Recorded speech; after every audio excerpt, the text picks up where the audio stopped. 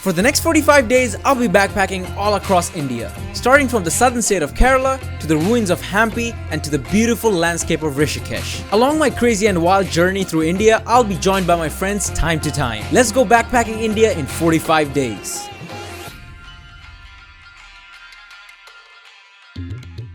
Here was the idea. We start in the south of India and go up as the summer heat catches on, but that totally failed. It is humid here. It is really humid. Kerala, also known as God's own country. With its beautiful vibrant culture and breathtaking backwaters, it's the state we couldn't miss. Unfortunately, we started in the capital, Trivandrum. Trivandrum isn't really ready for backpackers at all. It's so hard to find decent restaurants or even a shop. Anyways, after a long walk, we finally found a restaurant and had some traditional South Indian food. And then the owner showed up. His name is Ram. He showed us his cool tattoos and then proceeded to take us to his studio. This clock is from 1972. My collection. Ah, nice. 1952. Ah, okay. Fast forward the next day, I call my high school friends. That's Salman and that's Sachin. Their job was to take us around Trivandrum in one day, more like one evening. Continue. That's fine. It takes about 20 minutes to reach the top.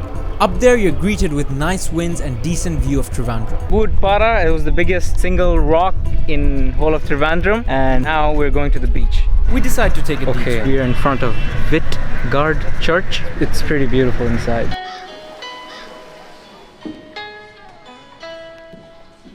So you see that statue up there, Okay. that actually like around 3000 years ago came from the ocean, came all the way in, just landed over there. The British, they built a church around that statue of Jesus Christ. So there's like a belief, like you buy thread, like you tie it around your hand, you come inside and you pray for it. You pray for something to come true. So eventually when it does come true, thread that you tied around your hand is meant to break. After checking out the beach with Arabian waves, our stomach was yelling for food. 20 minutes drive and my friends brought me to this restaurant. And this is vartar, chicken vartar. What's it? Chicken vartar. Chicken alien. Chicken? Alien. And this is parota and this is naan bread. Okay, let's try it.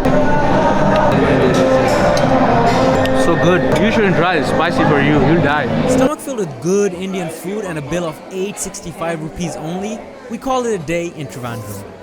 Like I said before, Trivandrum isn't really ready for backpackers. If I knew better, I would have started somewhere else. And now we're off to Alappuzha using the Indian train system. It's one of the largest in the world, carrying thousands of people every day. I heard a lot about this Indian train system. Funnily enough, I never went on a train before, so to start it off with the Indian train system is a great experience. So we're gonna try some Indian train food. This is a samosa with ketchup here, and I got chai as well. It's pretty dope. Let's try it. This is really oily, by the way. But it tastes really good. Maybe not good for your health when you're on a train on a Friday, 9 a.m. in the morning, and you haven't slept the last night. Really good. Also, hanging out of an Indian train is the best feeling in the world.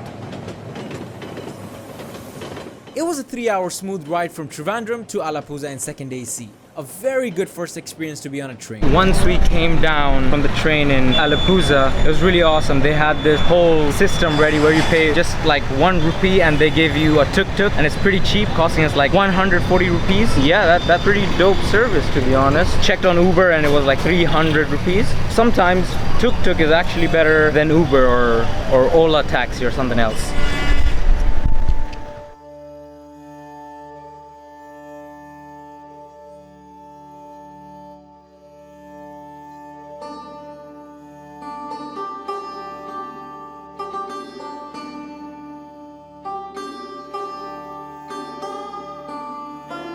One of the lords who came to this place described this place as Venice of the East because of how beautiful, how amazing this place looks, and I kind of see why he described it as that, because it's really beautiful.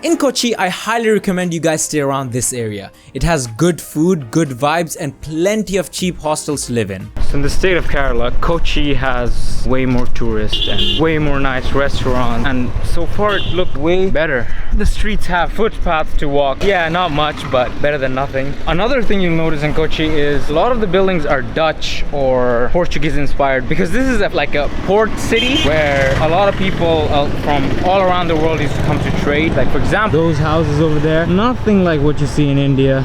Completely different. We decided to go to the Mahatma Gandhi beach. It was nothing special, to be honest, and the beach was very dirty, but that didn't stop these happy little school kids from playing. people in Kochi are much happier, much more positive, I feel like. So far, these are the happiest bunch of people I've seen. Behind me is the Portuguese Museum in Kochi. Obviously, being a museum, I wasn't allowed to shoot inside, so we headed to the Dutch Palace. On the way, we decided to stop for some good fried Thank you. It's potatoes. Yeah. It's really good. I forgot the name of this, but this one's good too. You just fried something. The Dutch Palace was another failed trip. They went to the Dutch Palace and there was nothing at all. Just some hymns going on, and we couldn't enter because it's only for people of the Hindu religion, so out of luck. But in other news, We have some goats on the road and they look just fine. So, meh. Next day, we headed off to Vapin Island, which is just across Fort Kochi and cost 3 rupees by ferry. so behind me are the Chinese fishing net. In local language, it's called China Vala. There's a lot of it in the Fort Kochi and Vapin Island, but apparently these fishing nets are disappearing because they aren't catching a lot of fish and the operating cost is a lot. So because of the environment problems, a lot of these are disappearing and they're not catching a lot of fish. But it's really interesting to see how all of this works with stones, and about 5 to 6 fishermen working on each of them. Look at one. It's a big one. Oh, look at this. Oh, huge fish. Okay? Yeah, it's very nice. 4.1 kilo. What's the fish name? It's a flower fish. Okay. More fish, nice. That fisherman was so nice. He invited us inside and showed his 4.1 kilo fish. That was awesome. Such an amazing guy. That evening, we went to a traditional Indian Kathakali dance performance. It's really native to this region and it's pretty nice. They're doing the makeup right now, so let's go and check it out.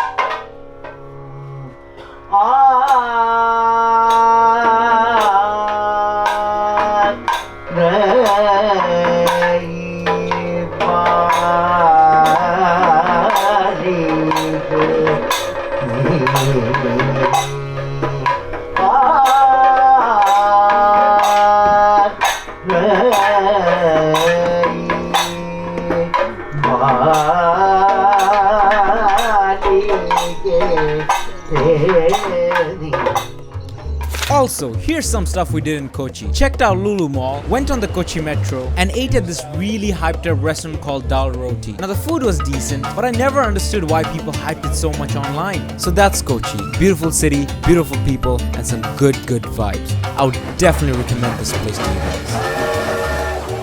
The train was going to leave late at night, so we headed to the train station much earlier. Sitting on the dirty ground and few mosquito bites later, we were on our way. 13-hour train ride from Kochi to Goa was all good, but the journey got us super tired. Anyway, let's stop for our first segment. Whenever you hear about India, you hear about its great train system. And it is really crazy how it carries millions of people throughout the year in crazy India and still keeps working. So in this short guide, I'll be talking about the classes, the goods, the bads, and my own opinion. Now please remember that I will be only discussing long journey trains and not the short distance ones. The lowest class you have is general class. This is highly not recommended until you are on an extreme budget. You don't need any reservation, you just go to the train station and get a general class ticket and you're in. But the conditions are absolutely crazy. You have 10 people sitting in place for 2, you have people on the ground, people on the ceiling. It's absolutely crazy. So this is not really recommended. Next up is second class. Now this is just like general class, but you have to reserve. The amount of people is sort of manageable, but again, it's still crazy. Not recommended at all. Next up, you have a sleeper class. Again, you have no AC here, a lot of people, but it's good on your pocket. Now we come to the 3 big boys. Third AC, second AC, and first first AC. Now I have only traveled once in third AC and it's a pretty okay experience. You have 3 beds on each side and 2 on the other side. So total of 8 beds per section. It is crowded but still manageable. When you have no options and you want to travel by train, take third AC. It's completely manageable to travel for more than 12 hours here. Next up is one of the best classes, and that is second AC. Second AC is a balance between budget and comfort. It falls right in between. You only have 6 beds compared to 8, and there's a lot more headroom and less people, of course. If I would travel for a longer period of time, I would definitely choose second AC. And last and definitely not the least is first AC. This is the highest level of comfort you can get. Compared to second AC, it's really not that big of a difference, and I'll get to that in a moment. So now let's get to the goods. First up, the Indian Railway has an amazing app. It is absolutely amazing the amount of information you can get from this app. You can get live train stations, check your PNR number, check seats, order food. A lot of things can be done from this app. Make sure you check out this app. Second good thing is trains are on time. You might think with 1.2 billion people and crazy India that trains will always be late, but most of the time it's on time. Now it's not as perfect as, let's say, Japan, but for what it is, it's pretty good. And when the train is late, you get a notification on your phone letting you know that it's late. I took her on 7 train trips and I think it was late once. So that's very good. Next up, it's generally clean. If you look around in India, in most of the places it's really dirty, unfortunately. But trains are generally cleaner than you think they are. They provide you with clean blankets, pillows, and overall it's pretty clean. Of course, the lower classes you go, the dirtier it gets, but that's to be expected because of the amount of people. Next up, it's comfy. Train rides are usually really comfy because you're not going really fast and you don't have really sharp turns. The amount of bumps are minimum, and overall the comfort level is much higher than bus or anything else. Now, let's get to the bad part. Number 1, it's very expensive. If you're on a tight to mid-level budget, train travel can be really expensive. It's more expensive than buses, and sometimes first AC can cost as much as a plane ticket. So if you're on a budget, train might not be the best option for you. It is pretty hard to get seats on trains. You have to book 3 to 4 days in advance, and sometimes even that puts you on the waiting list. You have to book the next ticket as soon as you reach the next city, which can sometimes take the fun out of your experience of backpacking. So yeah, it's really hard to get seats on trains. And last, people shouting. Remember how I said it's really comfy on trains? Well, it is. But again, people keep shouting on the train. You're trying to sleep and there'll be people trying to sell you stuff just shouting all day. The second AC you paid for really goes down the drain, but it is what it is. So overall, in my opinion, train travel in India is meh. A lot of travel documentaries hype it up a lot, and I understand why. But to be honest, if you're on a budget, it's really hard to justify the prices of train. Anyway, that was Guide to India's Train. This is day 2 in Goa. I didn't record anything yesterday after having a lengthy train journey. Train journey was really good, better than I expected, but after having a long train journey, I really didn't feel like recording anything, so I just went to the beach and just chilled, just kept my camera away. But second day today, we'll go and check out a lot of places around Goa. Thank God I'm next to the Kondolim beach. Everything is close by. So far, first impression, this place looks like Thailand. That's all I can say. It just looks like Thailand. It's more of a party vibe. Like I can understand why people smoke so much weed here. Is because you feel it in the air, and the weather is so much better, so much better than whole of Kerala. It's like 26 degrees and it's windy and it's perfect. Anyway, let's go and explore Goa. And did you notice very less honking? See, no honking, you hear birds. That's rare in India. Next thing I did was search on Google best beaches in Goa, and these were the ones that showed up. Here's the plan. We go from beach to beach until we reach Chapora Fort, and this is what happened on our first stop. So I just arrived at the Kalangut. I seriously don't know what all the hype is about this beach. It's really dirty. There's so much people. Kondolim beach, place I stay next to, is much better than this beach, to be honest. So if you come to Goa, if you skip this beach, you wouldn't be missing a lot. I mean, there is water sports and stuff, but really not the beach for everybody, and especially not for me.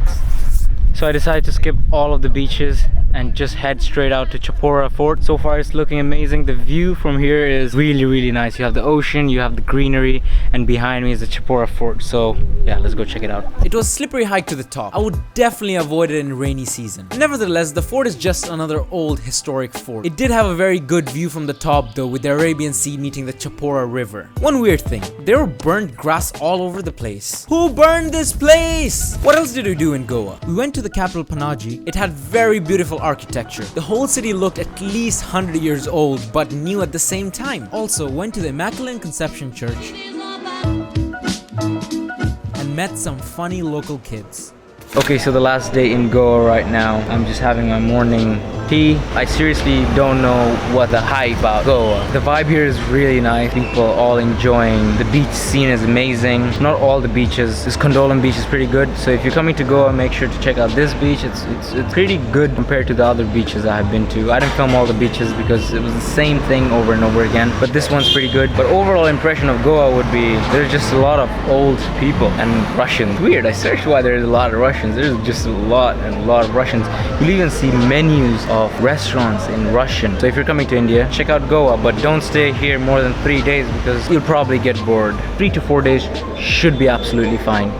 You'll not be missing out a lot. Our next stop was Hampi. Now there are many ways you can get to Hampi, but by far the most convenient way is the bus. You have two options here. Stay in Hospit and take a bus to Hampi for 15 rupees or just stay in Hampi. Both of them works pretty well, but Hospit is more developed and cheaper. We just arrived in Hampi and I think this is the most peaceful place you can find in India. For the first time I can't hear any car or anything beep. I can just hear the nature and I feel like I'm loud because I hear no opposing sound. It's so peaceful. And right now we're in this I don't know if it's abandoned, but in this private road there's nobody. This is amazing. This is just super peaceful. Let's go and explore it more, yeah? We're going to explore this place we saw in the far off. We don't know how to get there, but just doing it gut feeling. Have no idea how to get there, and there's stones and lizards and stuff, but looks like a fun thing. Looks like a fun thing to explore.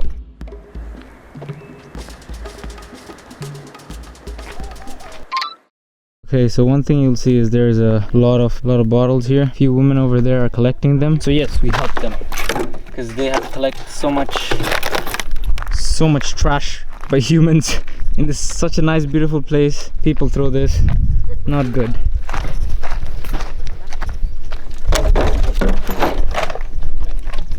You got most of them, yeah?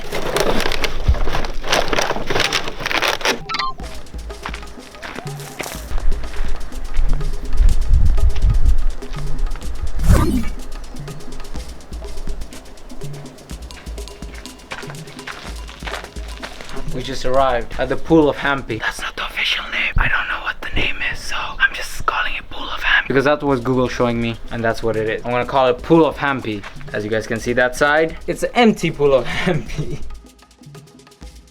Okay, so we entered the Sasi Vekalu Ganesha area and we're going to the sunset viewpoint because check out the beautiful sunset.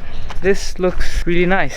There's a dog. I'm afraid of dogs. Don't make eye contact. Don't make eye contact. Just walk. Hi, dog. To be honest, videos cannot describe how beautiful this place is. It's like mixture of stones and greenery and mountains and temples and history. You cannot show it through video. No matter how amazingly I record it, it's not going to be showing through the video. So the best thing you can do is, no matter how hard it is for you to get to Hampi, just get to Hampi. It is 100% worth it, every penny you pay.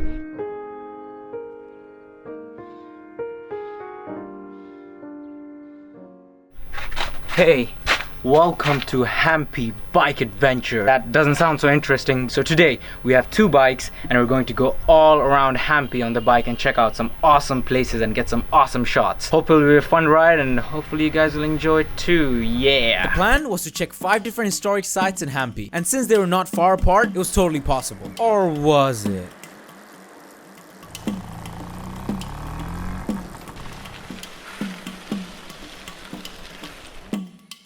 So our first stop, we made it to the underground Shiva temple. Looks beautiful.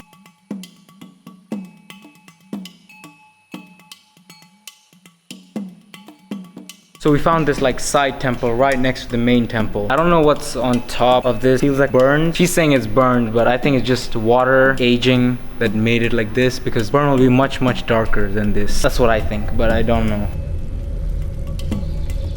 Second stop, we are at the Queen's Bath. This is southeast side of the whole royal enclosure. Some cool facts about this: there is a small kind of lake thing right around this place where there's a constant fresh supply of fresh water. It's crazy how big it is, to be honest. This thing is bigger than my house. This is where they used to take bath. Also outside where they used to have supply of fresh water, apparently there used to be some crocodiles roaming around to protect the queen, princess, but that's just an apparently thing.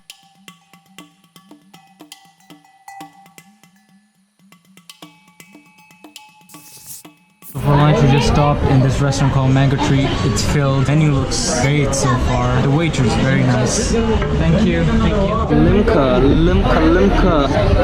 Yes. Oh wow.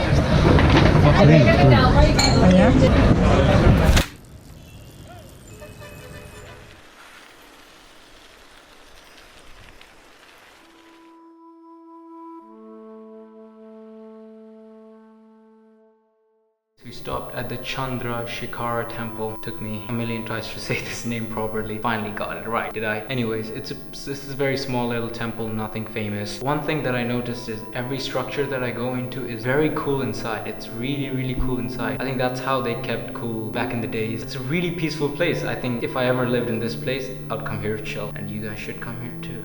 Bye-bye.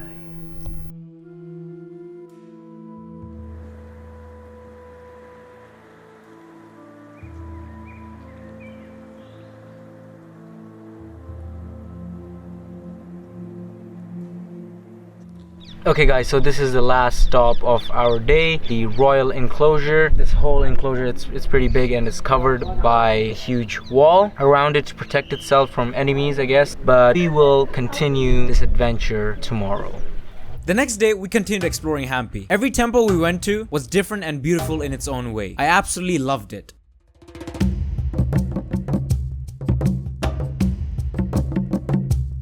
While exploring, we saw this tall mountain and decided to climb it because why So not? we're trying to climb on top of a mountain. We're really not sure about the way. So I think we finally found the right way and we are going to hike to the top of that cool mountain. The view from there should be pretty good. I really hope it's worth it going all the way up there.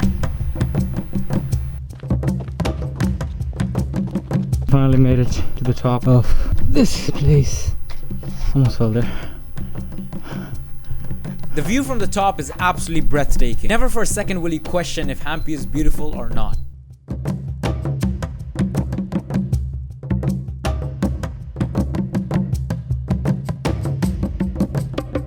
Hampi has a lot to offer. It was one of the best places in India. You can walk, bike, hike for weeks on weeks and you'll still have something left to discover. It's peaceful, the people are nice. I absolutely loved the place. So Hampi is a must-visit place in India. Bus travel in India is a huge market. It's very big and so far I've traveled over 12+ hours journey. Anyway, let me stop those gibberish and get straight right into it. So here are the different type of buses. Also remember, this is discrediting all the local buses. Those don't count. These are long journey buses. So first you have the normal seat. Oh geez, there's a wasp. So first you have the normal seat buses. You find AC and non-AC. The AC ones are usually about 150 or 200 rupees more expensive, but it is worth it in hotter areas to go with AC. And AC buses are usually a lot cleaner than non-AC buses. So you have normal seat bus, AC/non-AC. Then if you pay a bit more, you get to the so-called Volvo buses. They have bigger seats, you can lay down, you can chill. It's generally way more comfortable. Now usually this comes only in AC, but you will see some buses with big seats and that doesn't have AC. But let's get to the more interesting ones, and that is the sleeper. So there is sleeper AC and sleeper non-AC, but there are different types in sleeper. There's a 2x2 sleeper and 1x2 sleeper. So the 2x2 sleepers usually have very less space compared to the 1x2 sleepers. 1x2 sleepers have way... What the hell's happening? And of course there is AC and non-AC in this too. I've personally taken AC all the time, but I've talked to a few people who took non-AC and absolutely enjoyed it because there's the air coming in and you know the smells coming in, but some people can deal with it and you know it's fine. So let's get to the good part of traveling with bus. Number one would be cheap. They're usually way cheaper than trains, plane of course. And when I'm talking about cheap, it's a lot cheaper. Like a ticket on second AC in the train would cost you around 2,200. Same ticket on a bus would cost you like 1,200 rupees. The difference is really significant. So if you're looking to save some money, take the bus. Second would be their frequency. The frequency of buses are really higher than trains. It's so hard to find ticket on trains. Usually you have to book 4 to 3 days before, and even then you're on the waiting list. Plus you pay so much money. Bus tickets are really easier to get than train tickets, so you save a little bit of stress. Also the buses are actually clean, especially the ones I have been to, the AC buses. I mean, it's clean when they start, but you don't know what's gonna happen at the end of the trip because of people throwing trash everywhere. like everywhere. Now let's get to the bad part. Number one is timing. Their timings aren't always accurate. When I say always, it's never accurate. If they tell you they'll depart at 8:30, expect it to depart at around 9 or 9:30 even. I remember going from Goa to Hampi. The bus was supposed to leave at 7. It showed up at 8 and it left at 10. So buses, time-wise, they're not the most reliable thing. And the second thing is comfort. Buses are usually not so comfortable. Trains are really comfy. Buses, you're falling off your bed, it's moving, it's stopping.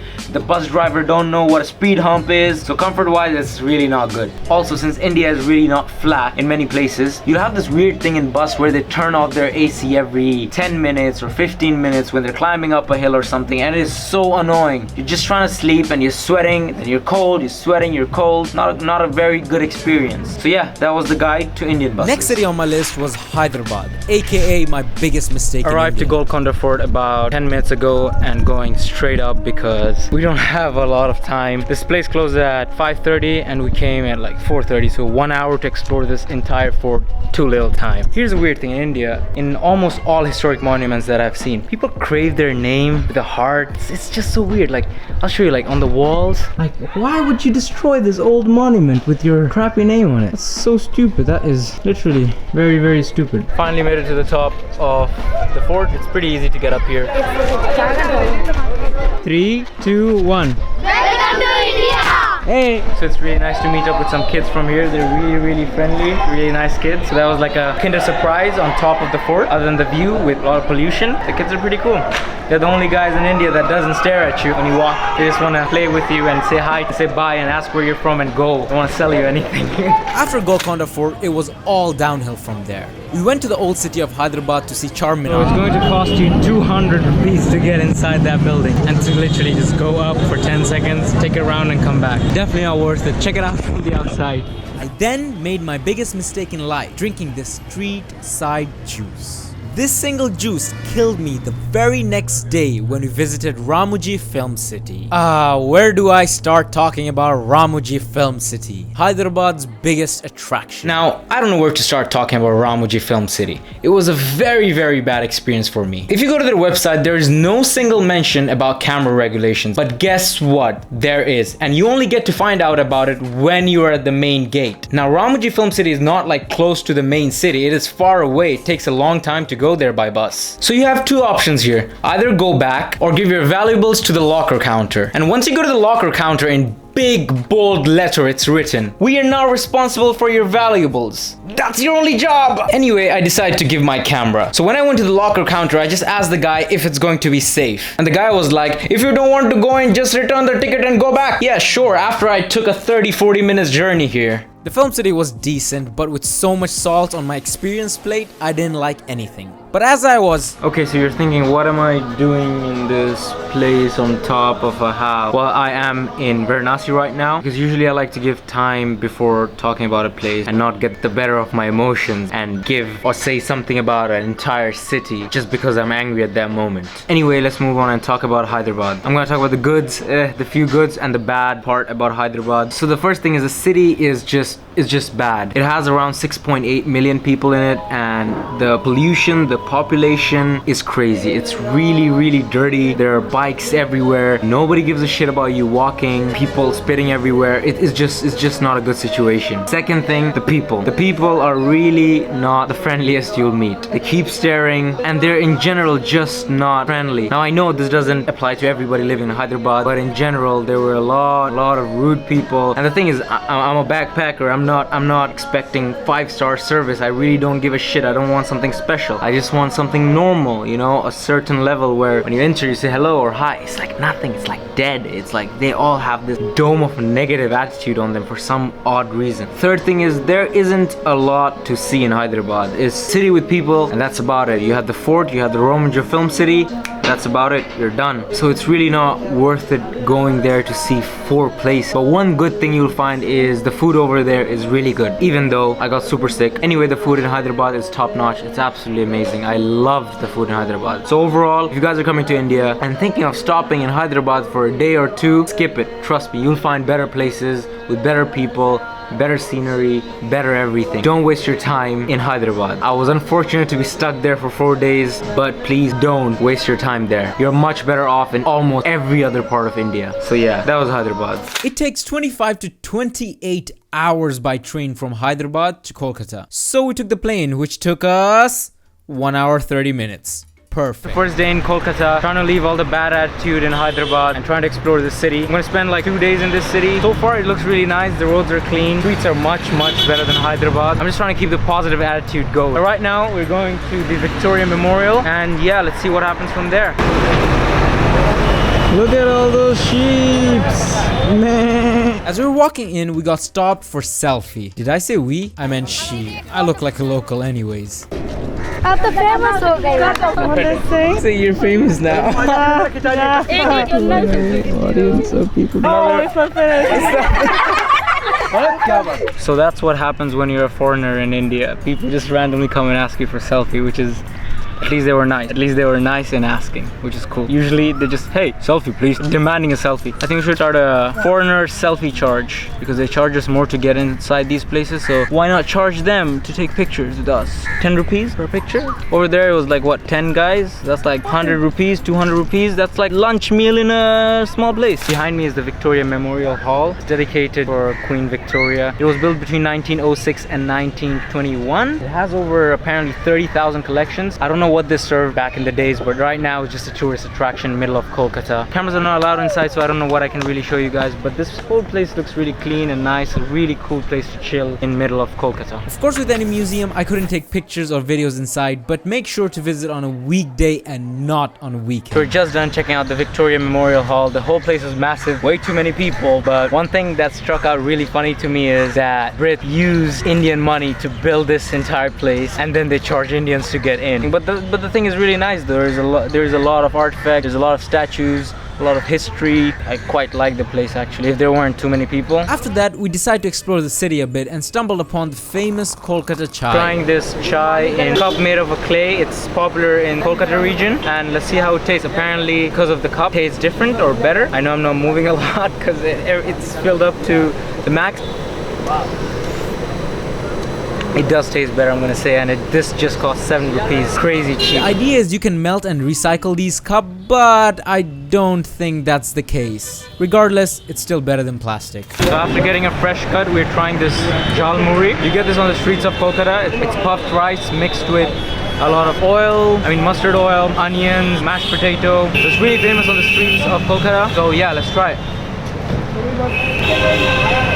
This one's not the best, but it still tastes really good. A bit spicy. I wish the puffed rice was much more fresh, but other than that, really good. So if you come to Kolkata, make sure you try jal muri. This costs 10 rupees only. You can get the 15 rupees one, which is bigger. 10 rupees for this, worth it. Now, Kolkata was a special place for me, in a way. Not only because I could understand everyone there, but because this was the former capital of British India. It was sort of a weird joy to be in a place with so much historic means behind it. Now, I know there's a lot to do and see in Kolkata and West Bengal for sure, but I was very tired of big cities at this point and wanted to escape at any cost. But overall, Kolkata was very nice. From the taxi drivers to the street vendors. I'd recommend you guys check out Kolkata if you visit India.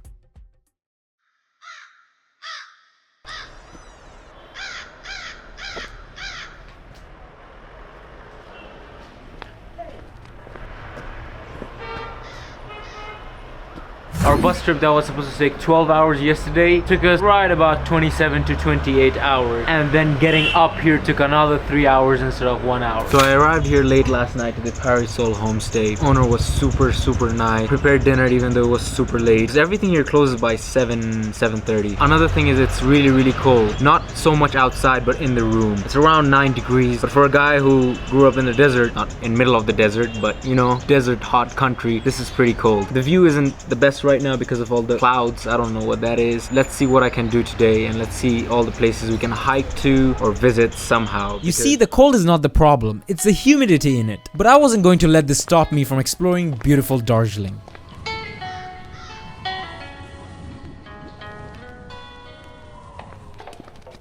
Just arrived to the Darjeeling Peace Pagoda and next to the Japanese Buddhist temple, They're situated really close to each other. It was a kind of a okay hike, but it's really fun because you get to meet the locals on the way to the top of the temples, or you can just take the car and come, which is not fun. Don't recommend it. Walk and come up through the hilly, hard roads, and you'll get to meet the locals and you'll have a lot of fun.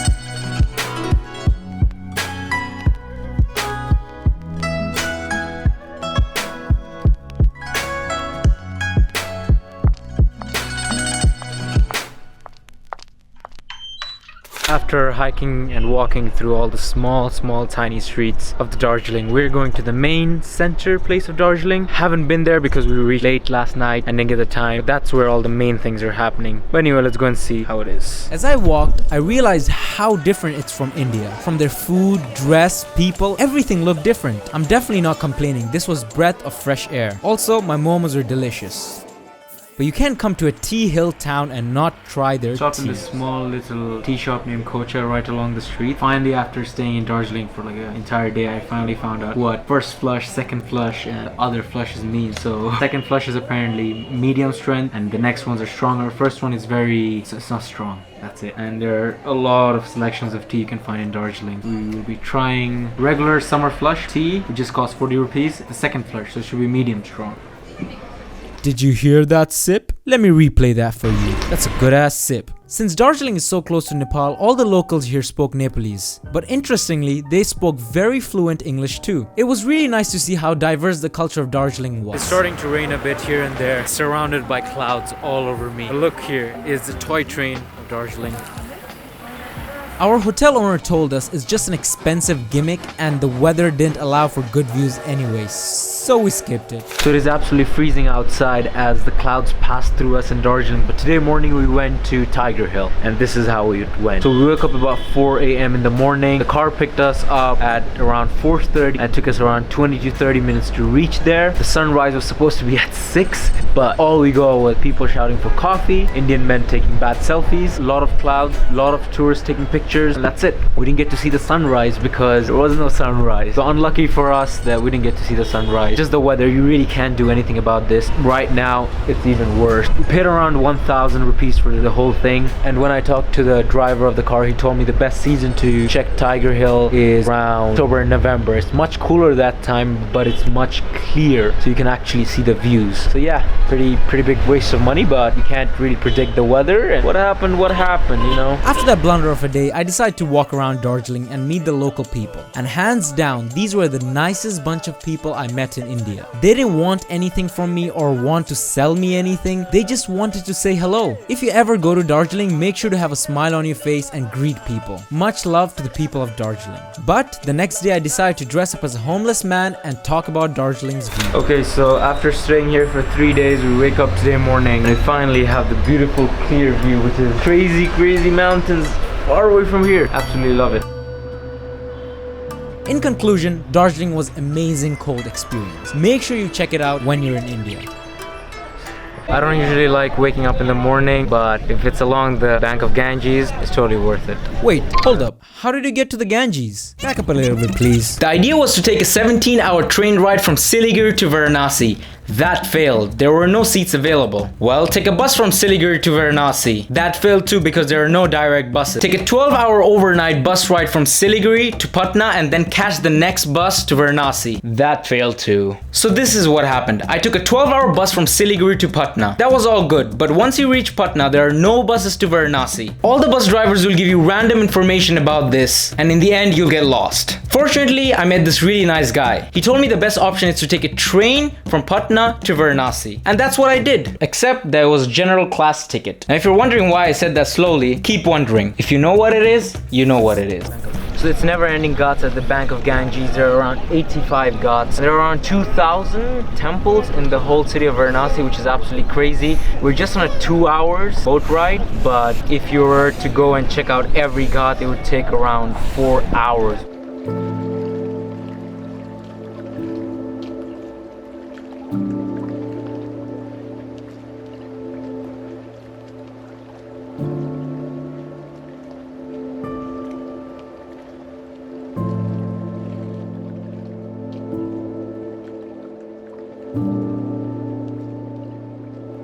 Okay, so behind me was the cremation of the Hindu people. They kindly asked me not to record it and I didn't, of course. So apparently this goes 24 hours, 7 days a week. It continues, it never stops. They have bodies burning all the time. It takes 2 to 3 hours and it takes around 5 to 8,000 rupees to burn a body. It comes from all around the country. But another interesting thing that I actually learned was there's a group of people that they don't burn the body. So number one, if it's a child below 10, they don't burn it.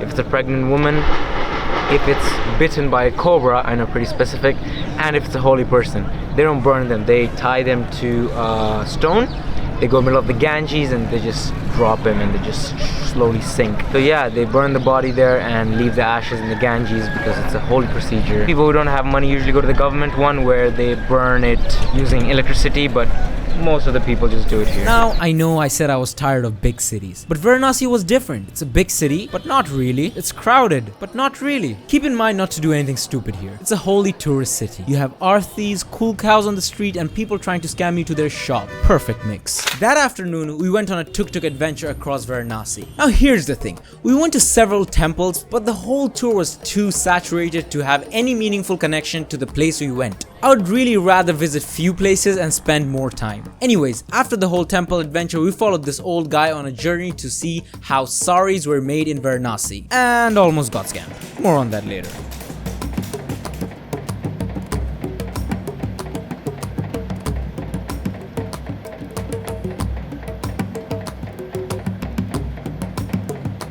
The whole tour thing cost us around 600 rupees, which is pretty okay in my opinion. Sometimes I actually prefer this over going by myself. Wait, what? What are you doing in the Gange again? Confusing. We were back in the Gange again in the evening. We're gonna see some pujas, some arthis, and this time it's going to be better because people were praying, and I'll tell you more information as I get it. No. You can do this. Turning harder than you think. But it's okay. It's actually really fun. Over there, they're cremating some bodies, and this is to the people coming to Varanasi. When they're cremating bodies, don't record it, please. It's really rude because that's somebody's family member or that's somebody they really love has passed away and they're cremating. It's a ritual that you shouldn't really record for your own pleasure. So when there's someone burning bodies, don't record.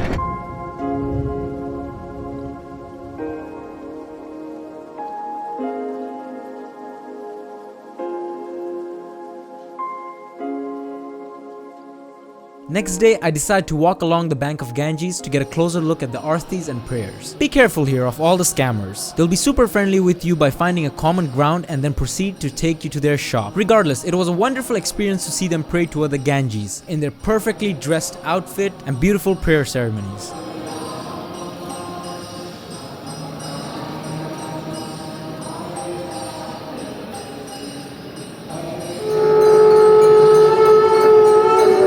Varanasi will be one of my favorite places, not only in India, but in the world. This city is what I call controlled chaos. Everything is burning down, poop on the street, crazy traffic, people, but fun at the same time. I don't know how it really works, but it works. Definitely go to Varanasi. It was a long, uncomfortable 12 to 15 hours third AC ride from Varanasi to Haridwar. Now this wasn't because of the train, but because of the passengers. In late night trains, people just take your seat without asking and you can't even wake them up. Anyways, Haridwar to Rishikesh was a terrible ride. But guess what? That wasn't the worst part of our day. Because my friend Claudia forgot her bag in the train. Inside the bag there were passports, credit cards, ID, driving license, couple of $100. Really valuable stuff, and we didn't even realize we were missing it until the police called us from the train station. So you had to go all the way back to collect it. Now not only did we get all the valuables back, but it was exactly as we left it, not even $1 missing. The guy who returned it to the police was just a normal rail station worker, and he didn't want anything in return. Now I'm sharing this story because there's a lot of bad in India, but amongst that sometimes you find really nice people. First day here in Rishikesh, in the foothills of the Himalayas, and that is a lie. No, this is my second day here in Rishikesh. First day I really didn't feel like recording anything, just vibing the place. But quick summary would be we went to Little Buddha Cafe. The place is pretty nice, I like it. Walked the streets of Rishikesh, it's really beautiful. Finally, the weather is absolutely amazing here. Loving it. It's not too hot, it's not too cold, it's just perfect, you know. Regardless of that, Rishikesh, the birthplace of yoga, also place where people come to find themselves for 2 weeks and go back. But you know, the place is pretty good. Rishikesh is also a place where my travel documentary came into a halt. You see, I love filming, but sometimes you just want to experience things as it is. So I kept the camera away for a few days, got myself a ukulele and played it on the riverside. Okay, so the place I'm staying in Rishikesh is the Himalayan Yoga Retreat. It is quite literally just below the Little Buddha Cafe. I'll show you the balcony view of this place.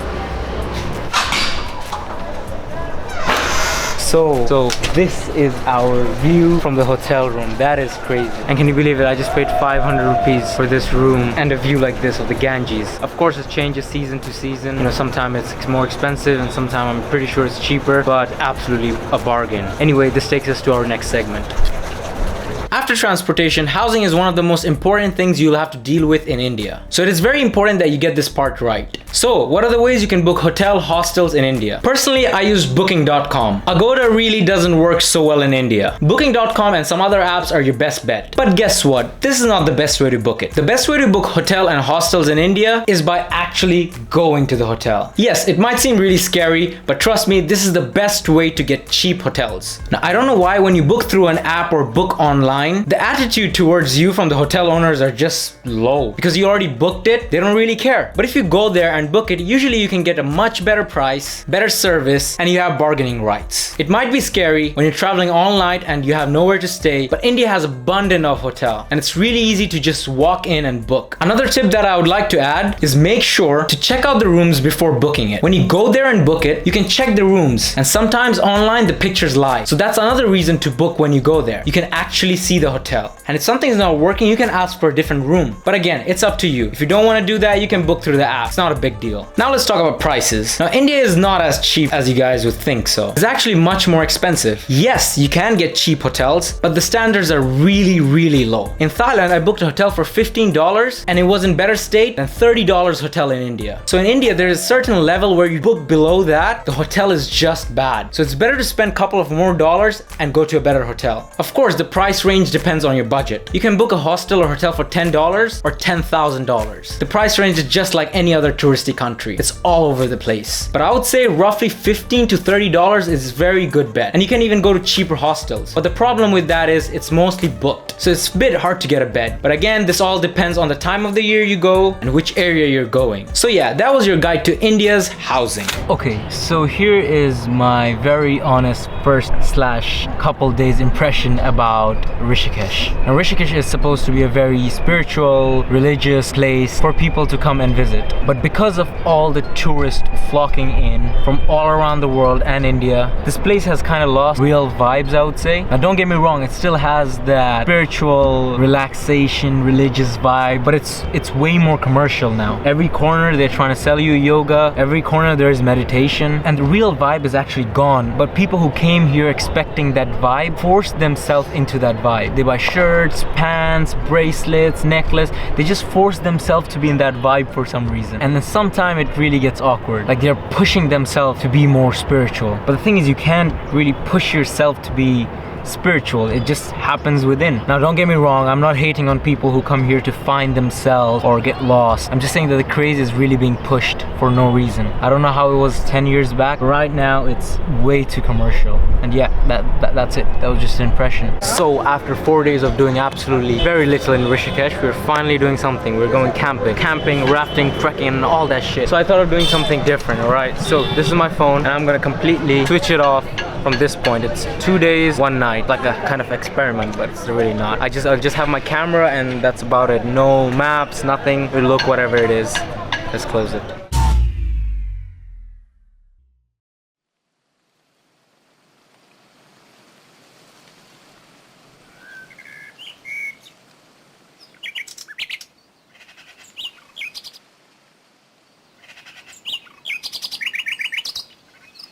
So after about an hour of car ride, an hour of hike, we're finally at the campsite. Words really can't explain how beautiful and magnificent this place is. You have mountains all around you. But before looking at all this, let's see how we got here.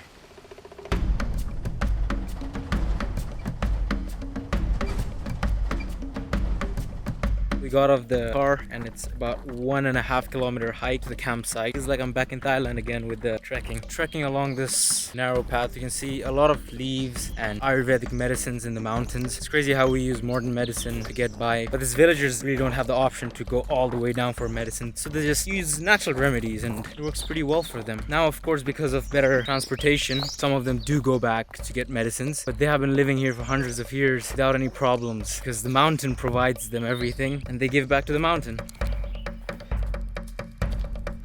Feels like you're on top of the world with all the mountains around you, but then 5 seconds later you realize there are mountains higher than where you're standing, and this is not even the highest mountains.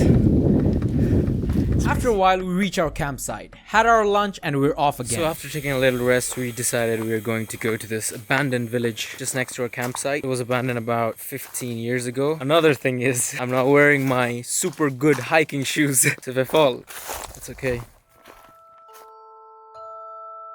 This abandoned village is proper creepy. It's daytime and it's so creepy. Imagine during the nighttime how it looks. People left this because back in the days it was really hard to get here. They didn't have schools or anything, so they just moved to a different place where they can have a better life. Good decisions, yeah. But now there's a school close by, there are temples. Much easier to get here, yeah. Evening trek just keeps getting better. You guys wouldn't believe. You have to see it by your eyes, but the view is crazy. Holy shit.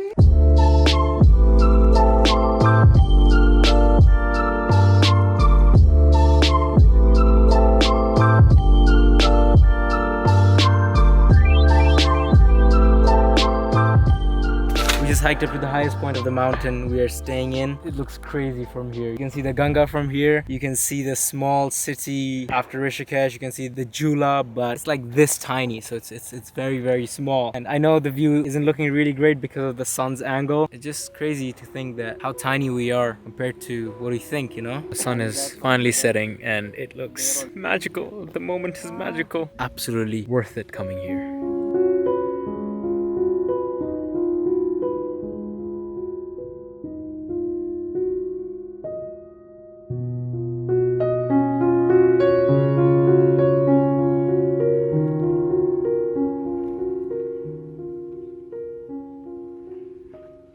Day 2 of 2 days camping. We have a really long hike trek today. But before leaving this beautiful, beautiful place, let me show you around. First, you have the kitchen. Have the chill area number 2, chill area number 3. What I'm saying is there's a lot of place to chill. You have this room where you can play cards, have dinner, have lunch, put fire on there. You also have a fireplace outside. Of course, you have the bathroom, which is really clean, by the way. Surprising, considering it's top of a mountain. Overall, a really, really nice place. Enough talking, let's have our breakfast and get out of here. Even though I really don't want to leave, I could stay here for a week, trust me, but we have to go. We're hiking downhill for about 5 to 10 minutes now. And we get to see beautiful nature around us and fresh air. And slip a couple of times here and there. It's really going down. I feel like we're taking a shortcut all the way down. But we'll have to see. Still trekking, and now we're going to approach a village, apparently. You know you're entering human territory when you just look around and you see plastic. Wherever we go, we make sure there's waste. The village was pretty cool. We saw some cute baby animals, house made up of stone, some badass woman climbing trees, and our guide showed us what to do when you run out of soap in the mountains. After that, we continued our walk/trek. Finally made it to the road. I don't know what's gonna happen next, but it's the road part. That means adventure is a little bit less, but your knees are a bit more happier than it was before. Just stopped in our unofficial campsite. We have our juice by our amazing guide and some chips and bananas. Why not? You can see the Ganga from here. You can see Tapovan. You can see Rishikesh. We're making our way through to the waterfall. Now the thing is, this one is a bit smaller than the one that is around 600-700 meters up, but it's still a waterfall. Ooh, almost fell, yeah? Yeah, not the waterfall I was expecting. Anyways, dipped my feet in it and moved on. The trek is almost officially over. We just walking a couple of kilometers, I guess, and then we just take a car back to Lakshman Chula. But the adventure is not over, okay? Don't worry. We have whitewater rafting to do. It's like 16 kilometers. You will see. The rafting was supposed to be crazy, but we were joined by this gentleman that really didn't want to get in on the action. Anyway, I jumped into the cold Ganges, felt the holy water, and we were off to hit some rapids.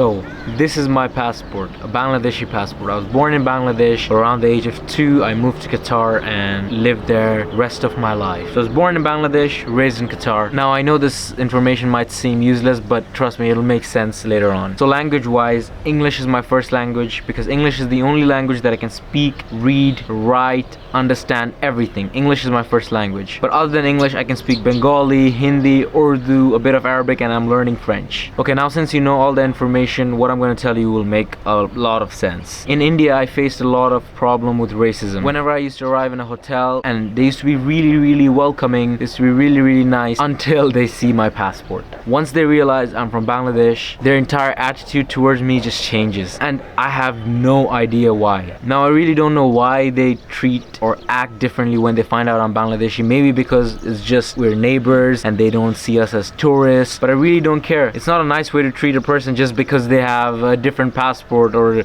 they're a different color. There are more than few occasions where I had bad experience with racism in India, and the tipping point of this racism experience was in beautiful Rishikesh, unfortunately. So every time you check into a hotel, they scan your Indian visa and your information page and fill up details. This is normal. It's pretty much everywhere where you do this. It's just for safety, and it's required by the government as well. But in Rishikesh, something different happened. After I checked in, stayed in the hotel for like 2 days, the guy comes back to me and tells me to give me my photo. He just wanted a passport size photo, and I was super confused because I was like, you already have my passport copy, you already have my visa copy, why do you want my photo? He's like, no, can I have just one passport size photo? And I'm really confused at this point because I don't know what's going on. And I asked him why a couple of times, and the guy was really nice. The hotel owner was really nice. But then he said the police wants my photo, and at that point I was super confused. I was like, why does the police want my passport size photo, and what will they do with it? And then after asking further questions like why, what is this, he just tells the truth. He said, people from Afghanistan, Bangladesh, you know, sometimes requires photo. And I was so confused because I already have the visa given by the Indian government. Why should I give my photo to the police? And at the end he kind of broke it down and he was like, it's because you're Muslim. And I can't describe the feeling. I was frustrated, or I was confused, or whatever. It wasn't a good feeling because they're judging you based on your religion, where you're from, most probably your color. It's a very frustrating experience when I'm going to India to enjoy the country, enjoy the culture, enjoy everything, and I end up having to give my picture because they think I'm a terrorist from Bangladesh. Like, what the fuck is that? So at the same time, I was thinking if I was white or I had a better passport or I wasn't Muslim, would they ask me for my photo? Now I know not all of India is like this, of course, but it did have an impact. That was the tipping point of the racism experience. The racism towards your passport, your color, really kills the mood most of the time. So with this experience in mind, if someone ever asked me if I would go back to India, my answer would be definitely no. I'd rather come to Nepal than to go back to India. So that's it. That's all I wanted to say about racism in India. That was a very unfortunate experience, I would say. I stayed in India for a long time. Anyway, that's it. Other than the obvious racism problem, if you're white or have a good passport, Rishikesh is a very good place for you. I'm kidding, Rishikesh is a very nice place. But I would suggest you to stay in the mountains rather than the city. The city is just too touristy and filled with forced positivity. Good morning, Jaipur. I am feeling very sick. We finally made it to Jaipur, and since we have very little time here, we just rented a tuk-tuk for the whole day. It's gonna show us around. I have no idea, I didn't get time to research, barely booked a hotel, just walked in and did whatever. But have the whole day with this tuk-tuk. Gonna go to all the forts and wherever possible in the day and be sane. Anyway, let's check out Jaipur.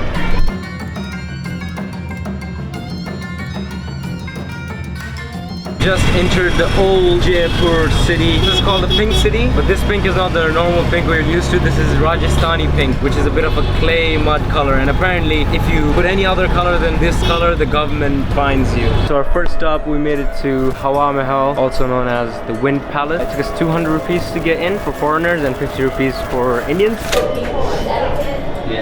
Made it to the absolute top, Hawa Mahal, and you can see the whole pink city from here, which is really great. You can see the whole pink orange city.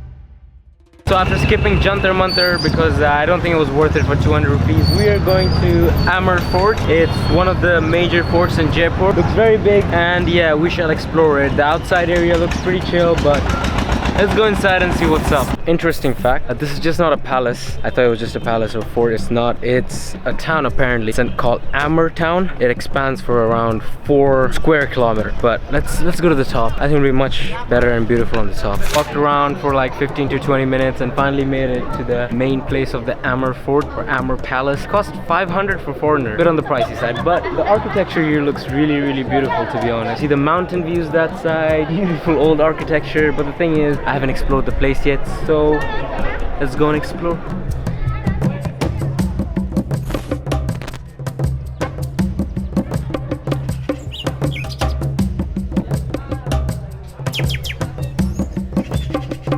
We explored the small little alleys and toilet of this very big palace. I'm sure we can spend like another 4 hours here, and this is, I think, the highest stop we can be. Try to look for stairs to go even higher. There isn't any. In my opinion, it's just really crazy how they were able to maintain this entire thing to this date, even though this was like hundreds of years ago. It was like 16th century apparently. Hold on, the adventure is not over yet. We are going to a different fort or different place now, but I have no idea where we're going. Just our driver is our boss today. He's taking us wherever he's taking us, and we're just following the lead. Let's go there, wherever the next place is. Just got to Taj Mahal. I have no idea about this place, to be honest. Our tuk-tuk driver just stopped and he said, check out this place, and it looks beautiful because there are like mountains around you, and then you have Mahal right in between the lakes. I think you have to get a boat to go in there. After hopping from place to place, it was time to get some delicious Rajasthani food. So we stopped at this place to have Rajasthani food. We ordered the Rajasthani thali, not spicy of course. They have sweets, they have papad. Well, that looks spicy, but you know what? Let's see what's up. So we just got our main plate, and this looks so tasty. Let me delve in.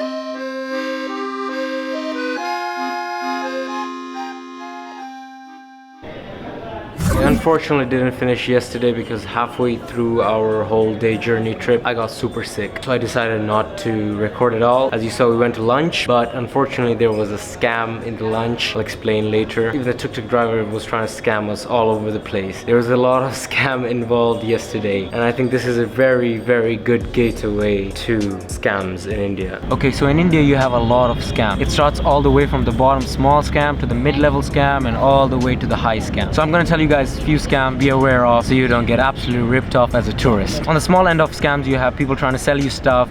It's very normal. They're just looking for customers. Sometimes they can be too aggressive. It does bother a lot of people, but it is not that crazy. You should remember that as a tourist, you will be charged higher price. And it's really easy to deal with this scam. If you're interested in buying, all you have to do is look at it, ask the price, and then just slowly walk away shaking your head. As you walk away, the price will keep decreasing. That's a pretty good way to deal with it. And if you don't want to buy it, I know it kind of looks rude, but trust me, it works. Just do this, like no, like go get away, like shoo. It is kind of rude, but that's what you have to do to survive. Now for the 3 mid to high level scam. You have the tour scam, you have the food scam, and you have the transport scam. The tour scam is a mid-level scam where they take you on a whole day tour of something, where you book a whole day tour package, and at the end of the package they take you to a place to buy. A lot of people fall into pressure and actually buy the stuff. You don't have to buy it. Just have a plain face, a bitch face, and just do nothing, and you can survive it. Next mid to high level scam is the food scam. This is the scam that happened to us in Rajasthan, where we went to a shop to have lunch, and when we asked for the menu, they're like, no menu, but we have this special thali. I was like, okay, sure, let's get this special thali. Stupidly, even being in India for a month, we fell for it. When we went to pay and we were like, how much is this? And they were like, it's 350. But on the wall it was 250. And then he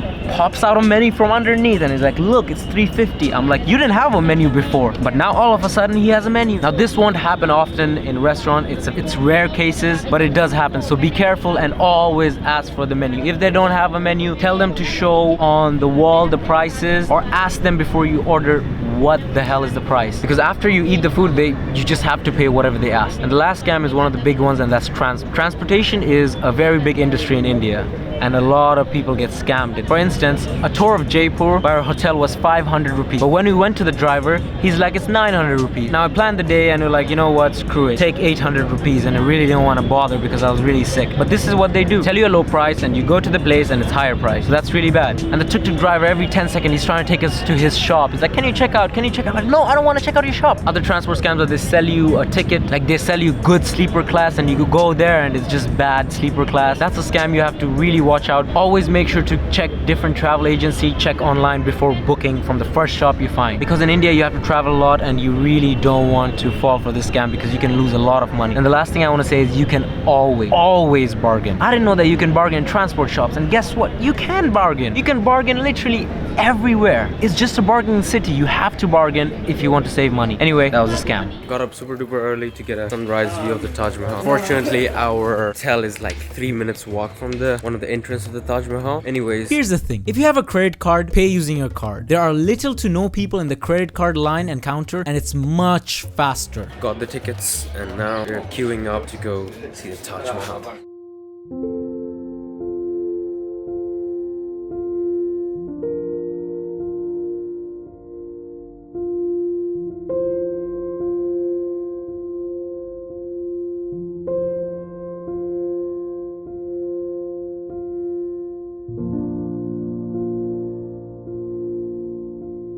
Nothing has changed ever since this was built except the garden, which was changed by the Brits. It wasn't reconstructed or renovated by like almost all other heritage sites in India just to keep it up. They didn't do nothing to it. It's still the first one they built. It's still perfect. And also during war times they used to cover this so enemies couldn't see it. So this has been protected over a very long time and it still looks goddamn beautiful.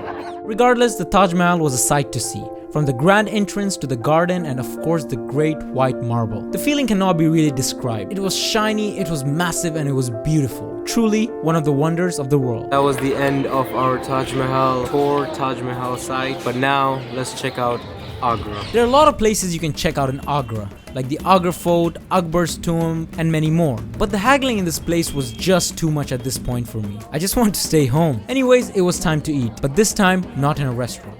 So trying Indian street food for the first time. I tried to avoid it all over India, but finally trying it. It's called potato tikki or something like that. We had it yesterday. We're gonna try it again on camera today because it was too dark to shoot yesterday. It's amazing. I don't know what it's completely made out of, but let's try it again.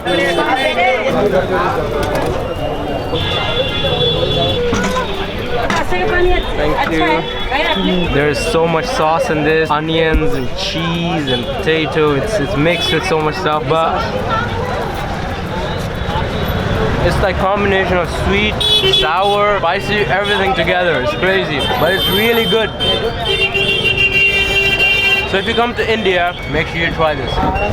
Spend the next few days in the capital of India, New Delhi. I really didn't do anything exciting there, but that is the end of my crazy wild journey in India. To be honest, I don't know how to end this. India is a country you can't love completely or hate completely. It has to be a mixture of both. If someone went to India and told you that, hey, I completely loved it, he's lying. At the same time, if he says he completely hated it, he's lying. The country is just too diverse and big to completely hate it or completely love it. You can find people from all walks of life, different culture, different language. India is a whole different world. Anyways, thank you for watching.